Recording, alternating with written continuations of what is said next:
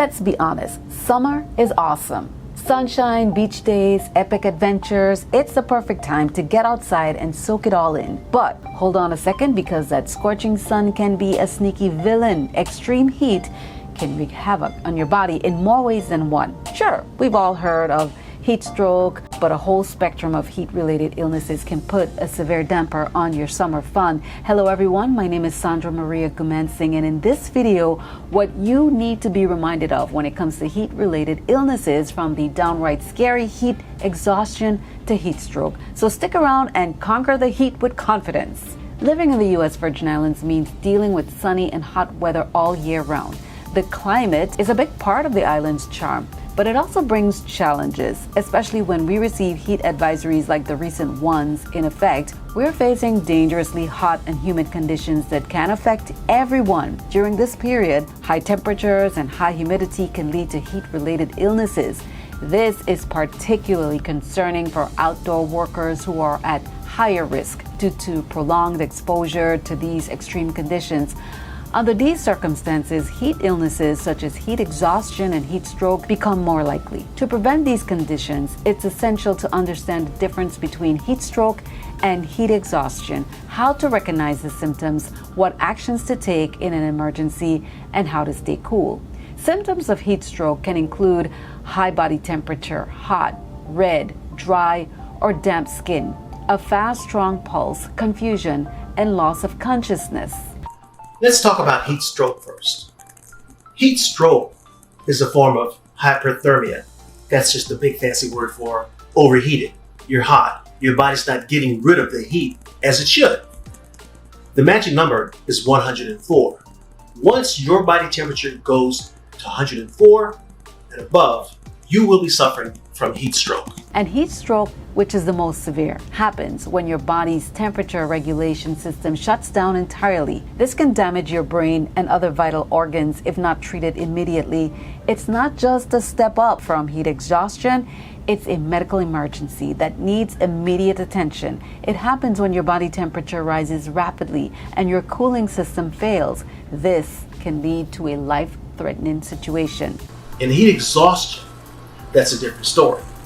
Your body temperature is less than 104, and the people more susceptible are still the elderly, biathletes, and individuals who work outside, infants, children, or pets who left in cars. And heat exhaustion occurs when your body overheats due to prolonged exposure to high temperatures and inadequate hydration. It occurs when you've been in the heat for long and haven't had enough fluids, and essentially your body is saying it's had enough. Your body temperature might be slightly elevated, but it won't be as high as in the heat stroke.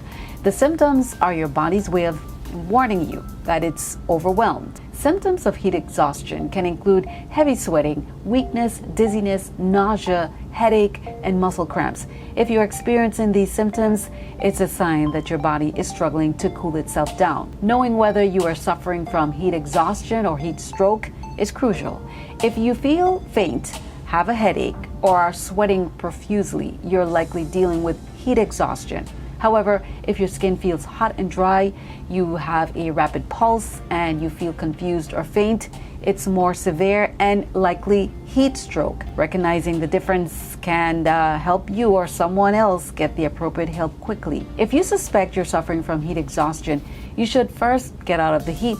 Find a cool, shaded place, or better yet, an air-conditioned space. Drink plenty of water or sports drinks to replenish lost fluids and electrolytes. Remove any tights or unnecessary clothing and apply cool, wet cloth or clothes to your skin. Take a cool bath.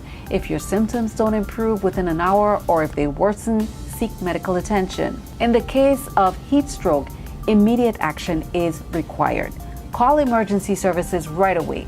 While waiting for help to arrive, move the person to a cooler place and try to lower their body temperature. This can be done by applying cool, wet cloths or ice packs to the neck, armpits, and groin. If possible, immerse them in a cool bath.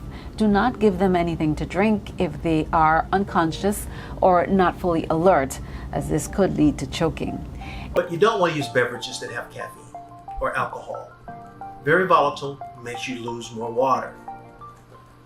You should monitor the body temperature with a thermometer and continue cooling efforts until the body temperature drops to 101 to 102 degrees Fahrenheit.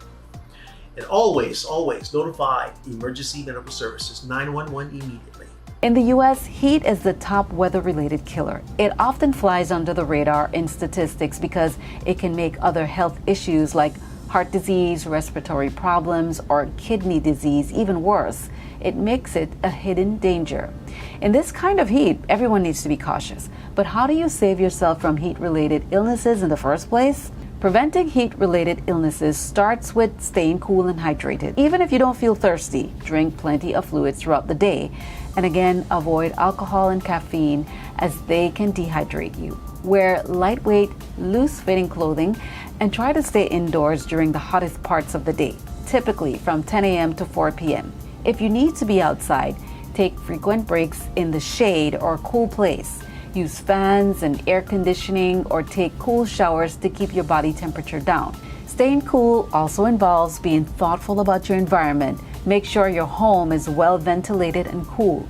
Use fans and air conditioning to maintain a comfortable temperature. If you don't have air conditioning, consider visiting public places like shopping malls or the library during peak hours. Close curtains or blinds during the day to block out direct sunlight, and open windows at night to let the cooler air in. Exercise and physical activities can also contribute to heat-related illnesses, so adjusting your routine during hot weather is important.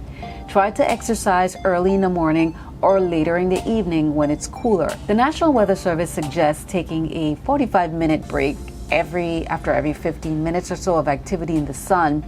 Take it easy and listen to your body. If you start feeling overheated, dizzy, or nauseous, stop immediately, find shade, and hydrate. It's also helpful to know the heat index, which combines the air temperature and humidity to measure how hot it feels accurately. The higher the heat index, the higher the risk of heat-related illnesses.